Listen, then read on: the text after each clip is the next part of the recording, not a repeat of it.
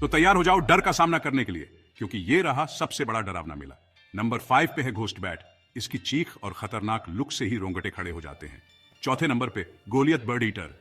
ये मकड़ी तो डिनर प्लेट जितनी बड़ी है और झपट्टा मारने को तैयार। जरा इसके पैरों के बारे में सोचो। तीसरे नंबर पे है बॉक्स जेलीफिश।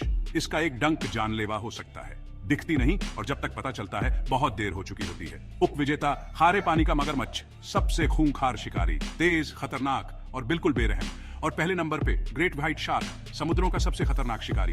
वो दांत, वो ताकत, सिर्फ दहशत। क्या आपको लगता है आप इनमें से किसी का भी सामना कर सकते हैं? नीचे कमेंट में बताएं कि आपको किससे सबसे ज्यादा डर लगता है। और लाइक और सब्सक्राइब करना ना भूलें, और भी रोमांच के लिए।